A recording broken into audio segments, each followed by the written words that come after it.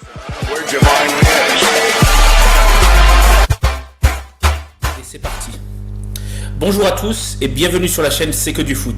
Avec moi, Walid et Adam. Merci d'être venus pour cette première. Tout d'abord, je vais vous parler de notre chaîne, la décrypter avec vous, et aussi vous parler de nos rendez-vous. Tout d'abord, cette chaîne sera un média footballistique. On parlera que du foot, de l'actualité, des matchs et des transferts. Les rendez-vous seront le lundi pour les matchs du week-end, le mercredi pour l'actualité ainsi que la Ligue des Champions, et avec mon cher collègue Pacom qui n'est pas encore là, on parlera des matchs du week-end et du direct. Bonjour Adam et bonjour Walid, pouvez-vous vous présenter? Bonjour Adam. Bonjour Michel. Voilà, je me présente, je m'appelle Adam, je suis supporter de Paris Saint-Germain. Bienvenue parmi nous. Et Walid. Bonjour à tous, je suis supporter des Girondins et très heureux d'être ici avec vous. Merci à toi. Alors aujourd'hui, on va débattre sur trois sujets. Le premier sujet, et c'est le choc du vendredi dernier entre le Paris Saint-Germain et l'AS Monaco. Le deuxième sujet sera sur est-ce que l'AS Monaco peut prétendre au podium. Et notre troisième sujet sera sur les matchs qui ont eu lieu aujourd'hui entre Rennes et Chelsea et le Paris Saint-Germain et Red Bull Leipzig. Exactement. D'ailleurs, ton équipe mène 1-0, but de Neymar. Est-ce que tu peux nous en parler, ce qui s'est passé sur l'action? Sur penalty. D'accord. C'est Neymar qui marque. C'est ça. Et il y a 25 minutes de jeu et toujours 1-0. Alors, on va débattre sur le sujet l'AS Monaco contre le Paris Saint-Germain qui a eu lieu vendredi. Pour vous faire un petit récapitulatif, Monaco perdait 2-0 à la mi-temps. Ils sont revenus à 3-2 fin de match. Donc une très bonne victoire pour les supporters monégasques. En passant, Daguet Monégou pour certains. Donc Adam, qu'est-ce que tu as à nous dire sur ce match Pour commencer, l'équipe de Paris Saint-Germain qui a joué la première mi-temps. Ouais, on va dire en contre-attaque.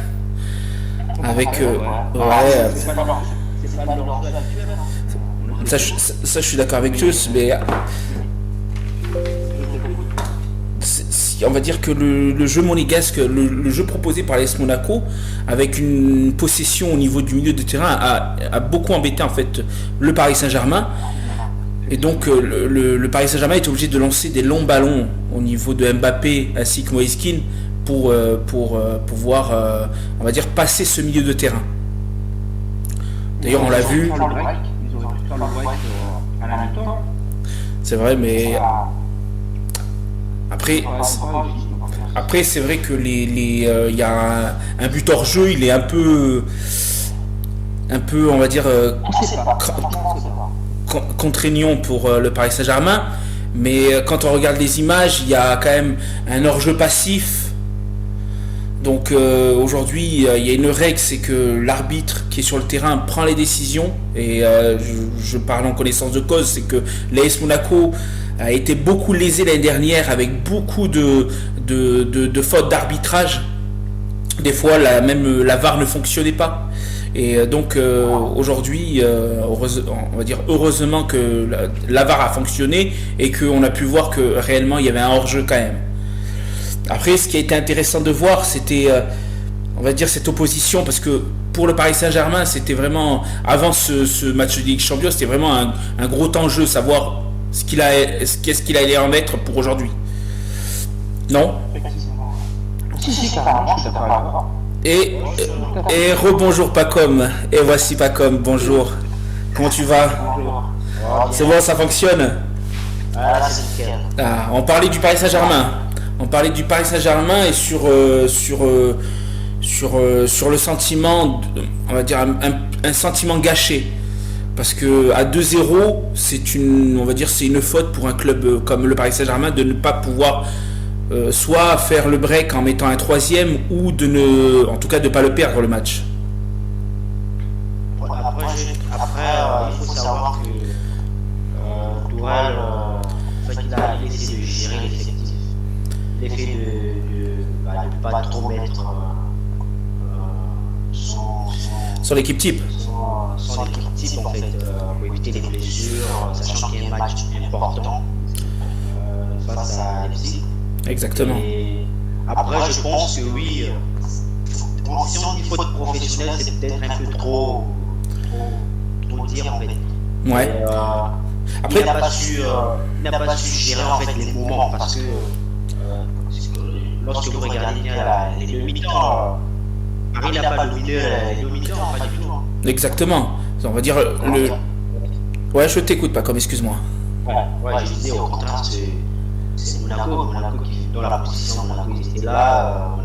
C'est juste qu'ils n'étaient pas bons offensivement. Exactement, beaucoup de stérilité offensive sur l'AS Monaco, qui avait un très très beau jeu, on va dire collectivement, mais qui n'arrivait pas à développer son jeu offensivement, avec peut-être un Wissam Ben Yedder qui manquait, un Golovin qui a du mal à revenir aussi.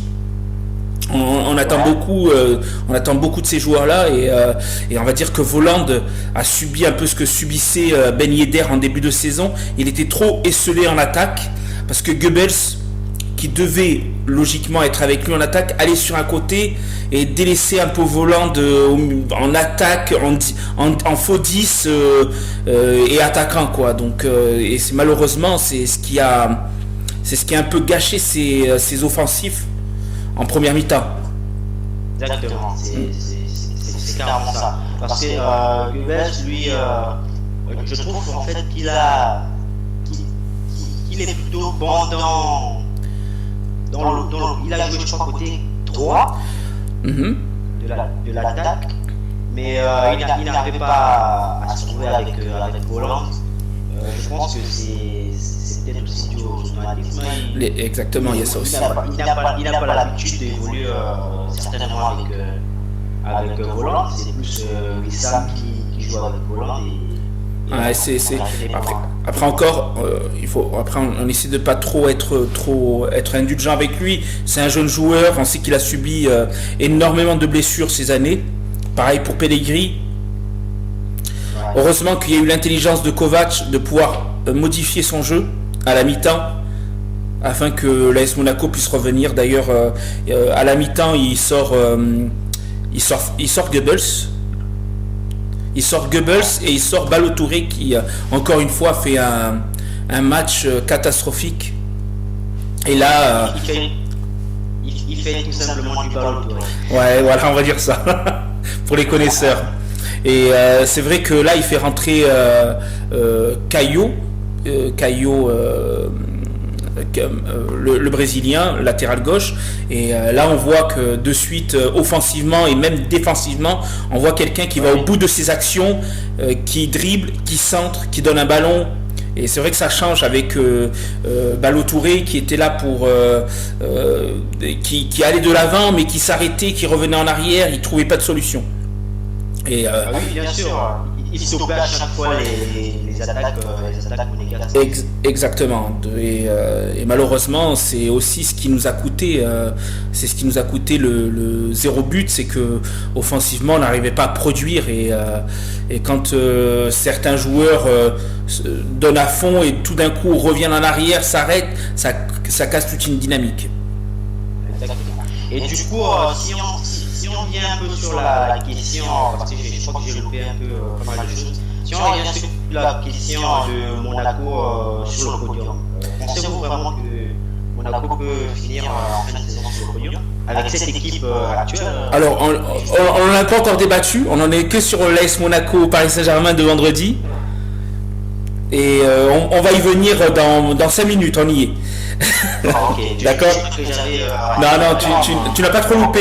Tu n'as pas trop loupé le mouvement. On était en train un peu de débattre sur ça. Après, c'est pour une équipe comme le Paris Saint-Germain, moi, pour ma part, c'est dommage d'avoir perdu 3 points, sachant que il leur reste plus beaucoup de points d'avance. Et encore une fois, ça montre que le Paris n'est pas imbattable pour les autres équipes. Donc bien sûr, parce que quand tu vois ce Paris Saint-Germain de cette année, depuis le début de la saison, franchement, ils ne sont pas convaincants. Exactement. Surtout qu'ils font moins peur. Bon, exactement, ils font moins peur parce que c'est un peu comme, je ne sais pas si vous regardez le championnat anglais, c'est un peu comme en Angleterre. Si vous regardez City, c'est exactement pareil. Exactement, les gros commencent à... Après, est-ce que aussi c'est dû au fait que on est dans une période aussi qui fait que avec le Covid, certains joueurs qui sont absents à cause du Covid, le fait qu'on puisse tourner un effectif avec 5 changements aussi, ça change ça aussi. C'est qu'aujourd'hui, à l'époque, tu pouvais faire que 3 changements, aujourd'hui tu peux faire entrer 5 joueurs frais. Donc sur une mi-temps, c'est énorme. C'est énorme. Je voulais juste revenir sur... Oui, je t'écoute pas comme, excuse-moi. Ouais, je pourrais répondre en fait, pour compléter à ce que tu disais. Je pense que les changements, moi, n'ont rien à voir en fait. Moi, je pense que c'est dû en fait à cette longue période d'arrêt d'abord du championnat. Et il y a eu la reprise, ensuite, ça a enchaîné en fait des matchs. Exact. Il y a eu ça joue. C'est vrai. Ça pêche. Ça use. Ça, on l'a vu, hein. On l'a vu que Mbappé et Neymar ont été absents pendant plusieurs semaines dans le clan parisien. Là, on le voit avec Wissam Ben Yedder à Monaco qui est absent aussi. On a Golovin qui est absent aussi. Il me semblait qu'il y avait un autre joueur de l'AS Monaco qui était absent. Il me semble que c'est Sidibé aussi qui s'est fait mal à la cuisse. C'est vrai que c'est l'impact physique sur ces matchs à répétition est énorme. Je voulais seulement revenir sur les statistiques entre l'AS Monaco et le Paris Saint-Germain. Pour seulement sur la possession de balles, on a vu que ces dernières années, le Paris Saint-Germain était toujours au-dessus de toutes les équipes. On était sur du 60-70% de possession par match. Et là, depuis le début d'année, depuis le début de la saison, on voit un AS Monaco avec une possession assez énorme grâce en fait à la tactique de Kovac. Je sais pas ce que tu en penses, pas comme. Oui, si on voit bien en fait que la patte Kovac est déjà mise en place en fait du côté du Rocher. Monaco actuellement c'est l'équipe de Ligue 1 qui a le plus de possession. Exactement. Depuis le début de saison. Et pour moi, je pense que c'est une tactique en fait à l'allemande. C'est une tactique à l'allemande et c'est aussi une exigence du directeur sportif Michel. Ouais, je pense aussi. C'est ça. Il veut une équipe compétitive, joueuse et qui n'a pas peur quoi. Mais je pense que c'est bien. On le voit sur les statistiques, elles sont assez énormes. Quand on voit ce que l'AS Monaco produisait alors via les entraîneurs comme Moreno ou Jardim, là on peut voir que quand même on est sur de la moyenne à peu près sur 541 passes. 540 passes par match, c'est assez énorme. Et le taux aussi de passes réussite est assez élevé. Et c'est assez impressionnant parce que l'AS Monaco, il faut savoir qu'il y a, on va dire, une saison, on tourne sur du 300 passes par match. Et là, on est sur du 541, possession assez élevée, sur des tirs de match qui sont toujours au-dessus d'une quinzaine de tirs par match. Ouais. On va dire que c'est assez positif pour le futur, quoi, pour l'AS Monaco, en tout cas. Ouais, après, j'essaie d'assimiler en fait cette équipe de Monaco à une grande équipe anglaise qui est Liverpool, qui joue à peu près pareil. Parce que Liverpool, quand vous voyez Liverpool jouer, c'est un pressing intense du début à la fin. C'est la balle au pied, il garde le ballon tout le temps et il marque des buts. C'est un peu la seule différence, c'est que Monaco ne marque pas beaucoup de buts. Après, pour moi, actuellement, j'assimile en fait Monaco à cette équipe. Et je suis tout à fait d'accord avec toi sur ce que tu dis, c'est que aujourd'hui c'est beaucoup de passe et va. Là on le voit encore 2 fois plus, c'est que les joueurs sont tout le temps soit en train de courir ou soit en train de demander le ballon dans quand je vois toujours Fofana et Tchouaméni par exemple au milieu de terrain. ils sont toujours en mouvement et c'est assez impressionnant. Ils sont jamais fatigués. C'est que aussi derrière, il y a eu un travail physique monstrueux au sein du staff monégasque. C'est que nos jeunes milieux de terrain sont toujours en mouvement. C'est assez impressionnant. Et après, au niveau de l'attaque, comme tu le disais, malheureusement, la finition n'est pas là. Mais quand on regarde le nombre d'actions offensives, le nombre de frappes par match, et c'est assez élevé pour un club comme l'AS Monaco. Et c'est vrai que ça fait penser à des grands clubs européens, comme tu le disais, comme Liverpool. Après, on n'a pas l'effectif de Liverpool, mais quand on voit l'effectif de Monaco, c'est très très bien ce qu'ils font. Et surtout que c'est une équipe qui est en train de se reconstruire, mais elle se reconstruit très rapidement et c'est positif pour le futur. Après, encore une fois, ça c'était le débat sur ce match-là. Je m'inquiète pas non plus sur le Paris Saint-Germain. Il leur manquait des joueurs. Il y en a certains qui revenaient aussi des compétitions européennes, parce qu'il y en a certains qui étaient sélectionnés avec l'équipe de France, d'autres avec l'Argentine, d'autres avec le Brésil. Donc il y a aussi ça à mettre en compte, c'est que Paredes, Neymar ont dû faire des retours. Marquinhos, il me semble aussi, est parti jouer au Brésil. Donc il est remplaçant Marquinhos. Excuse-moi. Ah, c'est vrai qu'il était remplaçant, c'est vrai que lors du match il était remplaçant. Ouais, c'est vrai que c'était une stratégie de Tourelle en fait, de ne pas le titulariser. Ouais. Voilà, c'est ça, ouais. Carrément. Après, En tout cas, il manque Marco Verratti. Ouais, c'est mais Marco Verratti, il était sur la reprise en fait, donc c'était compliqué de l'aligner. Voilà. En tout cas, ça a été un beau match de ces grosses équipes françaises. Ah oui, ça a été vraiment un joli match qu'ils nous ont proposé. Ouais, franchement, c'était pour moi c'était le plus beau duel de la 11e journée. Ouais, ça a été assez impressionnant. Ils nous ont livré un peu comme ce qui s'était passé je crois que c'était en janvier, le 3-3 au Parc des Princes. Exactement. Bon, ça c'est encore plus phénoménal parce qu'il y a eu des buts. Il y a eu de l'engagement. Ça a été très très beau ce match-là aussi. Ça a été vraiment un plaisir de pouvoir le voir. Ouais. Et bien, on va passer à notre prochain sujet qui est: est-ce que l'AS Monaco peut prétendre au podium? Et on va entendre le petit Bordelais qui ne s'est pas trop exprimé d'ailleurs sur ça. Mais pour moi, l'AS Monaco, je le vois bien aller dans le podium. Parce que cette année, il n'y a pas non plus de très gros concurrents au PSG ou bien à Lyon dans les autres années passées. En ce moment, ils sont en train de reconstruire l'équipe, comme l'a dit, pas comme tout à l'heure, avec de gros joueurs en attaque, que ce soit Voland ou Ben Yedder, ou que ce soit avec la pépite Tchouaméni au milieu de terrain. Qu'on vous a volé d'ailleurs, parce qu'il nous fait, il nous fait du bien au milieu de terrain. Ah oui, mais en plus de ça, ils ressortent sur 3 victoires, il me semble. Ouais, 3 victoires consécutives pour AS Monaco. À Bordeaux, à Nice ou au PSG, donc 3 gros du championnat français. Donc je le vois très bien au podium, surtout que cette année, il n'y a pas de gros concurrents, que ce soit Rennes qui joue cette année dans la Ligue des Champions mais qui sont éliminés. Il y a simplement Lille et Lyon dans le podium ou même dans le...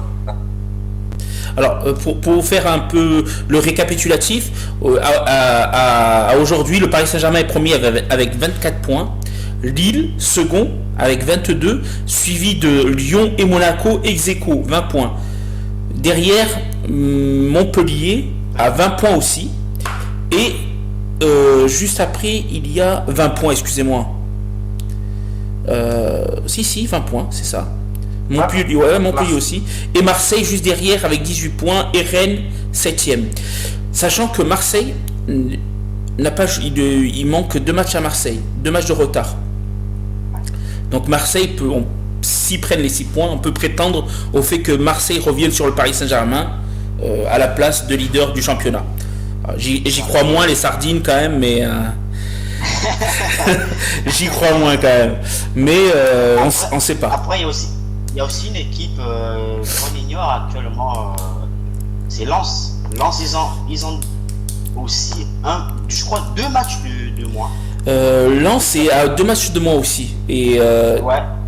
Ils sont, je crois, à 16 points. 16, c'est ça, c'est 17 points pour Lens. Et c'est vrai Voilà. qu'on n'en parle pas beaucoup. Bon, sur la question du podium, alors nous on a lancé le débat sur un de nos réseaux où on est connecté avec Pacom. La plupart des supporters sont d'accord pour dire ils seront parmi les 3 premiers. Moi, ce qui me fait peur, c'est qu'aujourd'hui, certains clubs n'ont pas joué certains matchs comme Marseille, Lens, il y a Nice aussi qui lui manque un match. Ce problème de calendrier va faire en sorte que chaque match va être vraiment très important parce que certaines équipes qui sont juste collées ou un peu derrière à Monaco va pouvoir rejouer certains matchs juste derrière et éventuellement coller ou passer l'AS Monaco. C'est pour ça qu'aujourd'hui on a eu de la chance de pouvoir jouer, l'AS Monaco a eu de la chance de pouvoir jouer le Paris Saint-Germain qui est le leader et prendre les 3 points, jouer Nice pour le derby, prendre les 3 points. Il leur reste 2 gros matchs pour moi qui est Lille qui il me semble qu'il joue dans 3 semaines contre Lille, et Marseille qui est dans 2 semaines. Et pour moi c'est là où ça va un peu se jouer, c'est pouvoir prendre des points à l'extérieur contre ces gros clubs là. Même si à Lille ça va être un peu compliqué pour moi, parce que pour moi Lille à l'heure d'aujourd'hui est le club qui a vraiment un système de jeu et on va pas se mentir, quand on voit que ils se promènent un peu partout, qu'ils aillent à l'extérieur ou chez eux, ils arrivent à dominer un match et mettre 2-3 buts avec un joueur comme Yazizi qui marque chaque journée, il marque, que ce soit en Europa League, oui, et en Ligue 1. Avec leur jeune pépite que Campos a fait venir, le David. David, ouais. Ouais, il a marqué son premier but. Ouais, voilà. Donc leur effectif est assez impressionnant et leur système de jeu est aussi flamboyant, quoi. Ouais. Ouais, je pense que actuellement Lille c'est l'équipe la plus en forme du championnat pour moi. Oui. En début de championnat, on disait c'était Rennes, mais on voit que Rennes est petit à petit, malheureusement. Voilà. Il y a Lille aussi qui joue l'Europa League, donc ouais. Rennes qui joue la Champions League. C'est pareil, c'est des matchs, donc pour moi c'est Lille qui est l'équipe la plus en forme du championnat. Et si je reviens aussi à la question du Monaco, est-ce qu'ils pourront finir sur le podium ou pas, ma réponse c'est oui. Oui, pourquoi? Parce que dans le jeu de Monaco, c'est nettement plaisant. Quand tu compares ce Monaco-là à Monaco de l'année dernière dans le jeu, Monaco il y a 2 ans dans le jeu, il n'y a rien à avoir en fait. C'est sûr, on passe du tout au rien là. Voilà. Ça c'est déjà un point positif dans la lutte au podium. En plus de ça, c'est l'équipe qui court le plus en Ligue 1, donc qui a un pressing intense. Alors, pas comme, je me permets de te couper, si je reprends ce que tu viens de me dire, dans ce cas-là, est-ce que tu penses, je vais reformuler la question, dans ce cas-là, est-ce que tu penses plus que le podium, à savoir être champion? Pour moi, je pense que c'est faisable. Ok. Je pense que c'est faisable. C'est un parti pris, c'est sûr. Oui, ça va être un duel forcément avec Lille, avec Paris, avec Lyon qui ne lâche rien aussi. Voilà. Après, je pense que oui, je pense que le titre c'est faisable. Paris cette année n'a pas un effectif aussi riche que les années précédentes. Tu me dis Adam, si je me trompe pas, mais pour moi l'effectif qu'il a aujourd'hui n'est pas on va dire plus riche que celui de l'année dernière. Ils n'ont pas étoffé leur effectif pour pouvoir jouer la Ligue des Champions et le championnat, parce qu'encore une fois, qu'on se le dise, le Paris Saint-Germain, ils vont pas être jugés sur le fait de pouvoir gagner une coupe de France ou un championnat, ils vont être là pour être jugés sur la Ligue des Champions. Donc moi je me dis quand je vois leur effectif, bon, quand je vois l'effectif de Monaco, je me dis ils ont rien à craindre l'AS Monaco. Et pareil pour Lille, quand je vois l'effectif de Lille, il est un peu plus étoffé pour moi parce qu'ils ont de très très bons jeunes. Lille, faut faire très attention à cette équipe parce que au niveau recrutement ils ont été très très malins. On voit la patte compost, ça, voilà pour les connaisseurs. Et pour moi ils ont un très gros effectif et il faudra compter sur eux. Lyon me fait pas peur, pas plus que ça. Non, quand tu regardes le match contre Monaco, ils ont joué tout le match en contre. Exactement. C'est bien, ils ont gagné. Ils ont gagné. Regarde ce qu'ils proposent dans le jeu en fait. Après, pas comme je vais te dire, moi ce qui m'intéresse c'est de prendre les 3 points. Ils ont pris les 3 points à l'AS Monaco, il y a ça aussi. Tu vois, je suis d'accord avec toi, le jeu n'était pas là, mais ils ont réussi à nous prendre 3 points. Mais quand on voit le jeu, après l'AS Monaco contre Lyon, encore une fois, il y avait de la domination monégasque, mais les occasions, elles étaient là, on n'a pas su les mettre au fond. En tout cas, l'AS Monaco. Ouais. Moi, après, il y a peut-être une équipe qu'on parle pas beaucoup, c'est Montpellier. Montpellier ne joue ni la Ligue des Champions, ni l'Europa League, mais ils ont un jeu, et ils sont là, et ils sont 5e. Et ils peuvent aller croquer ces petites places, arriver à la 3e place. Je sais pas ce que vous en pensez. Oui, ils peuvent faire comme Rennes la saison dernière. La saison dernière, exactement, c'est bien ça. Hein. Pareil pour Lens, hein, pareil pour Nice, hein, on n'a rien contre les Niçois.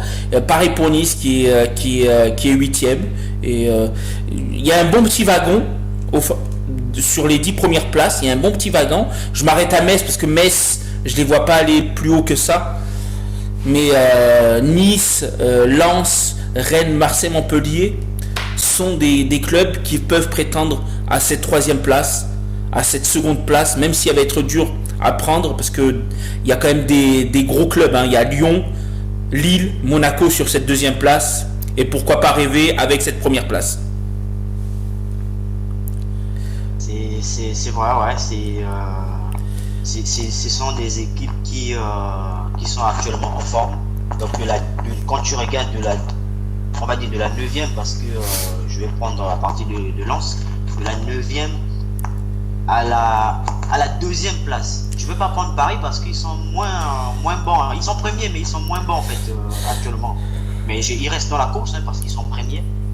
Voilà, ils ont le fauteuil de leader. Ah, aujourd'hui, ils sont leaders du championnat. Voilà, ils ont le métier. Voilà, exactement. Mais ils ont le métier, donc. Hein?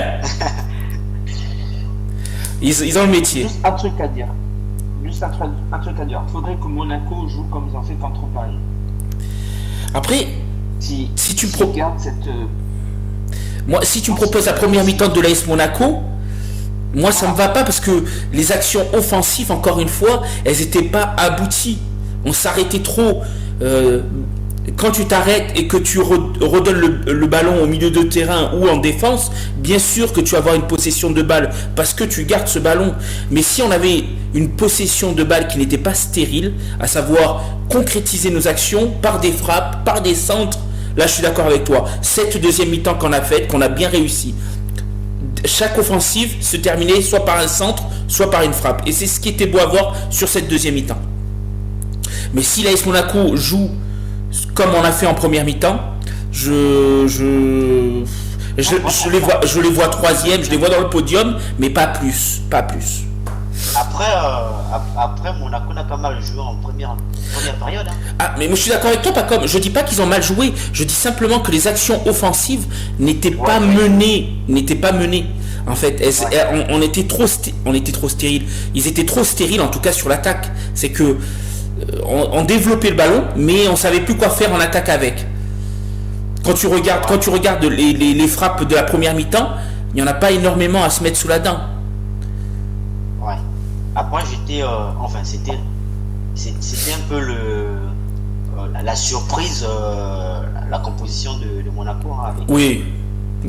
Avec à droite. À droite, Matsima, super beau match, ce jeune. Ouais. Ça, je suis d'accord avec toi. C'est vrai qu'il y a des bons jeunes. Ils peuvent faire quelque chose. Et encore une fois, ça fait penser aux années de champions. quand tu arrives à développer certains joueurs et tu vas aller chercher cette deuxième ou troisième place. Je me rappelle de l'époque de la première époque Kurzawa, Carrasco, Germain. Tu fais développer des jeunes joueurs et en fait 18-19 ans, et ben tu te rends compte que c'est des top players derrière, donc c'est sûr que l'AS Monaco a de quoi rêver, mais encore une fois, la première mi-temps pour moi elle n'était pas si aboutie que ça, même si on arrivait à développer un jeu positif de l'AS Monaco, mais offensivement c'était pas ce que Monaco ces dernières semaines faisait. Ah oui, après la différence c'est ressenti hein. Avec Paris, ils ont eu deux occasions, ils les ont mis. Exactement, c'est ça. C'est contre-attaque. Ils ont encore une fois, Tuchel a fait de son travail. Hein, il a fait son travail d'entraîneur. Il a su voir comment développer un jeu sans se prendre la tête. Hein, parce que là, c'était je lance un long ballon. On le connaît, hein, le Mbappé. Tu lances un long ballon, 2-3 dribbles et but derrière, ou Moïse Kean maintenant qu'on voit au fur et à mesure, qui est un bon joueur aussi, et voilà, dos au gardien, dos au défenseur plutôt, et c'est non, c'est vrai que l'AS Monaco a de quoi faire, et en espérant qu'il puisse prétendre soit au titre ou en tout cas aux 2 premières places, parce que la 3e pour moi ça serait bien aussi, mais je préfère la seconde place quand même. Ah oui, c'est plus rassurant. Exactement. D'aller jouer les barrages ouais. C'est plus rassurant. Moi je pense qu'il faut aussi rappeler le coaching de Kovac en faisant rentrer comment il s'appelle, Cesc Fabregas à la mi-temps, c'est vrai. On a pas parlé, qui a un élément clé, hein, qui a marqué me semble, et qui a délivré une passe décisive aussi. Donc je pense qu'il faut en parler de son retour. Il n'a pas marqué depuis un certain moment. C'est vrai qu'en plus de ça, le pauvre a été beaucoup décrié pour. Alors il a beaucoup été décrié, non et oui, mais il se fait vieillissant et on se dit il vaut mieux qu'il mette quelqu'un de jeune que quelqu'un d'assez âgé qui ne court pas beaucoup sur le milieu de terrain. Mais encore une fois, il a encore sa patte, ce Fabregas, et il me semble qu'à 33 ans, il me semble il y a 33 ans qu'il est toujours là et il sait mettre le pied au bon moment pour pouvoir lober ou et donner un ballon à un joueur. Après, moi je trouve que Kovac qui sait très bien en fait utiliser Fabregas. En fait, ce que Kovac il est en train de faire, c'est parce qu'il a commis des erreurs lorsqu'il était au Bayern Munich avec Müller. On n'en parle pas assez. Voilà. On n'en parle pas assez de son époque du Bayern. Actuellement Müller il est en forme, il joue avec le nouveau coach, il marque des buts.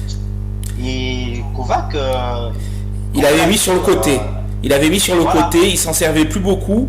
Ou quand il le faisait rentrer, il le mettait ailier plus que milieu offensif 10 ou attaquant. Il le mettait vraiment sur un côté alors qu'on sait que c'est pas son jeu. Et c'est vrai que comme tu l'as dit, avec Cesc Fabregas, il a bien utilisé un bon poste. Après, c'est des postes différents pour les 2 matchs, mais quand je vois le match Monaco-Nantes où Fabregas joue alors l'AS Monaco jouait en 4-3-3 avec tête basse au milieu de terrain, donc Fabregas jouait un rôle de 6 mais relanceur, magnifique. Et d'ailleurs il a fait un très gros match ce jour-là en étant en milieu de terrain tête basse. Et là aussi aujourd'hui, vendredi contre le Paris Saint-Germain, il a été utilisé derrière l'attaquant, en soutien de l'attaquant. Ouais. Et en haut, ouais. Ouais, exactement, c'est ça, en place de numéro 10. Et ça a été un gros match. C'est vrai que tactiquement Tuchel sur ça il a été énorme, c'est que il a su un peu lire tactiquement comment utiliser ses joueurs. Pas forcément en première mi-temps encore une fois. Pas avec les bons joueurs en première mi-temps avec Balotouré à gauche malheureusement. Mais voilà, il s'est bien rattrapé sur la mi-temps et ce qui a fait qu'aujourd'hui l'AS Monaco est 4e du championnat et a pu gagner contre l'ogre du championnat français. Et bien pour nous, ça a été magnifique. Mais pour nous, cette partie, c'est fini. Nous allons parler du match Paris Saint-Germain-Leipzig. Alors, je vous dis, le score est de 1-0. Je ne sais pas si vous avez pu suivre un peu le match. Moi, je le suis en direct en même temps. Et on va parler du match de Rennes contre... Rennes contre Chelsea, qui a perdu 2-1. Ils sont éliminés, hein. Ils sont éliminés de la Champions League. Ok, ben Ouais, donc... après, ils peuvent aller chercher cette 3e place. Elle est toujours possible, cette 3e place? Ouais. Je sais pas, je connais pas le classement exact de... Alors, ils sont 3e actuellement. Ils sont 3e actuellement encore? Ouais, ben... Ils sont 3e. Il leur reste 2 matchs de retour. Ça va être... Ils ont qui dans leur groupe? Ouais, il y a Krasnodar. Krasnodar, ça va être jouable. C'est vieux Chelsea du coup. Krasnodar et Chelsea, ils l'ont joué 2 fois, aller-retour. Non, je pense qu'ils ont joué. Ils ont joué déjà Chelsea 2 fois. Voilà, exactement. Là, ils vont jouer Séville. Ah, bah, Séville, ça va être très compliqué. C'est oui. Séville qui reste quand même un gros club espagnol et avec, on va dire, cette connaissance d'Européens, parce qu'ils gagnent chaque année l'Europa League. Donc, ça va être très compliqué de pouvoir gagner contre. Après, il reste Krasnodar, mais Krasnodar est à combien de points? À combien de points? 1 point. Ils ont 1 point. Ah, ils ont 1 point. Ouais, ils ont Donc ça reste faisable pour quand même pour Rennes. Les 2 derniers, Rennes et Krasnodar. Ouais. En espérant, parce que encore une fois, malheureusement les clubs français en championnat européen ne sont pas très Terrible, ouais. ouais, ils ne sont pas très terribles. Et le problème, c'est qu'on perd des points UEFA, donc des coefficients, excusez-moi, des coefficients par rapport aux autres nations, et on pourrait perdre cette 3e place de Champions League si ça continue comme ça. Donc, Ah oui, c'est vrai. donc il faudrait que les clubs français puissent se réveiller. Chelsea qui a fait son match. Moi j'avais dit, je t'avais dit avant en off, pas comme quand j'étais je t'avais dit que je voyais Chelsea ne pas prendre de but. Malheureusement ils en ont pris un par Guirassy, j'ai vu par la 88e, j'étais un peu déçu parce que mon pari tombe à l'eau. Ouais, j'avais mis que Chelsea gagnait sans prendre de but, dommage. En tout cas, ça a été apparemment un gros match des 2 équipes. Là actuellement, il y a Paris Saint-Germain contre Leipzig. Il y a 1-0 pour le Paris Saint-Germain. C'est le but de Neymar.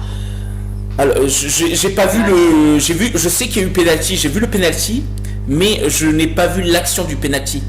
Malheureusement, je sais pas s'il est justifié, je sais pas, ce qui peut nous en dire un petit mot. Si pareil, j'ai pas vu l'action du penalty. Non plus, Je suis Ouais, personne n'a suivi, ouais. 1-0, de toute façon, Paris est dans l'obligation de gagner. Dans l'obligation de gagner, parce que là, c'est un candidat direct à la qualification. Leipzig. Et derrière, il y a l'ogre Manchester qui a perdu la semaine dernière contre le 4e du groupe, je ne sais plus c'est qui. Le 4e du groupe. Istanbul. Istanbul. Ouais, Istanbul, exactement. La semaine dernière, ils ont perdu Manchester. Ouais, bah là c'est 3-0 pour Manchester. Ouais, donc ouais, on peut dire déjà que Manchester est à un pas de se qualifier. Ah oui. Donc oui, là ils vont prendre la tête. Ouais. Ils sont premiers avec 9 points. Ouais, donc le Paris Saint-Germain, ils sont dans l'obligation de gagner ce match-là et voir le match d'après, quoi. C'est ça. Ouais. Quasiment tous les matchs. Hein. Après le Paris Saint-Germain, j'ai vu qu'ils avaient mis leur grosse équipe. J'ai vu qu'il y avait Florenzi là à droite. Sachant que quand au Monaco, ils avaient mis Dagba. Ils ont mis un milieu de terrain à 3 avec Herrera, Paredes et Danilo. Ouais, c'est ça. Et derrière, malheureusement, il y a on va dire la doublette Diallo-Marquinhos, mais le Diallo, il a du mal. Hein. Il a vraiment du mal. Ouais. Et à gauche... Il a recruté aussi du milieu là, Danilo. Danilo. Mais il n'est pas du tout, pour moi, il n'est pas. Depuis qu'il est arrivé à Paris, il n'est pas du tout bon. Après, Il fait des fautes inutiles. Ah non, bah oui. Bah, le problème, c'est que Tuchel, il le mettait dans un poste qui n'a Ouais. rien à voir. Il Ouais. est défenseur centre, c'est pas son métier. ouais, c'est vrai qu'il est, il est milieu de terrain défensif de cœur de Ouais, métier. Voilà, c'est ça le problème. Alors là il a mis le défensif. Bon, je sais pas s'il fait un bon match, mais j'espère pour lui. Ouais, c'est vrai que Danilo, à Porto, il était vraiment monstrueux. C'était vraiment un... C'est pas le même Danilo qu'à Porto, hein. Ça c'est sûr à 100%. Ouais, c'est le Danilo de Wish, quoi. Oui. Ah ouais. En plus, si tu te souviens bien, Monaco l'a voulu plusieurs fois. Hein. Et bien quand je regarde, je me posais des questions, je me dis, quand je regarde l'effectif du Paris Saint-Germain et que je vois un Icardi, que je vois un Danilo, que je vois un Moïse Kean, je me dis, est-ce que le recruteur du Paris Saint-Germain n'est pas monégasque? Parce que ce sont 3 joueurs que l'AS Monaco souhaitait. Après, quand je vois qu'il y a un Mbappé, un Diallo, un Kurzawa, on a 6 joueurs qui ont joué à l'AS Monaco ou qui ont que Monaco a voulu. Sachant qu'Icardi était à 2 doigts de signer à Monaco, pareil pour Moïse-Kean, Ouais. Danilo, on était sur 2 saisons sur lui. Ouais, après, Ouais, bah après, Paris, ils ont toujours piqué des joueurs. ça a toujours été ça. C'est ça le championnat aussi. C'est pouvoir bien recruter en regardant les bons joueurs. J'ai vu qu'il y avait Angel Di Maria qui je trouve qui a été bon contre l'AS Monaco. Il est dans sa continuité, lui. C'est vraiment un joueur qui est... Je pense qu'il était un peu mal physiquement. Ouais, c'est... Mais bon, personnellement, moi, je le trouve bon, le Angel. Après, c'est vrai qu'il a fait beaucoup de matchs. Il a pas arrêté. Et après, je vais parler en sa faveur, c'est qu'il revenait aussi d'Argentine. Ouais. Donc ils sont toujours les joueurs étrangers hors Union européenne ont toujours un décalage avec l'avion, tout ça, le temps qu'ils reviennent, se remettre au bon horaire. Il y a toujours ce petit jeu de décalage. Et en plus de ça, on a joué vendredi. Il est revenu jeudi. Angel, il me semble. Oh, le but. Ah non. Dommage. Poulsen a fait un retourné, non? Ouais. Non, c'est Forsberg. Ah ouais? Ah non, c'est pas un retourné en plus. Oh là là.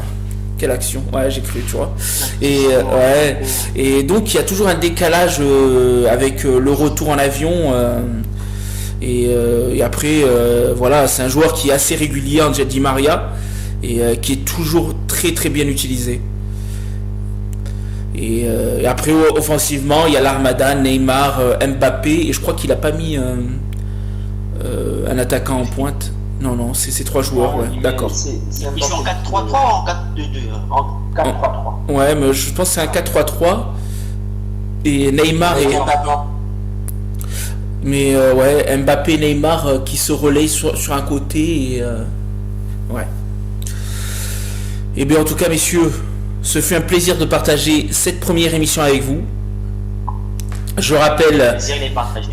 Adam en haut, Walid, le supporter bordelais, et pas comme mon acolyte qu'on reverra là. La prochaine émission, c'est ce week-end. D'ailleurs, n'hésitez pas à vous abonner, à liker notre page et à partager si vous avez la possibilité de le faire. Nous, on se retrouve ce week-end avec Pacom pour débattre des matchs en cours. Éventuellement, on essaiera aussi de faire des directs parce que on peut faire aussi des directs et pour pouvoir mieux communiquer avec vous, on essaiera de faire des directs. Et Ouais, en tout ce cas, serait bien. exactement. Et en tout cas, on vous remercie de nous avoir suivis et on se dit à la prochaine. Et merci messieurs. Merci. Bonne soirée à vous. Oui, bonne soirée. Bye bye. Panda. I got broads in Atlanta. She took the lean in the family. Credit cards and the scammers. Getting the licks in the bank.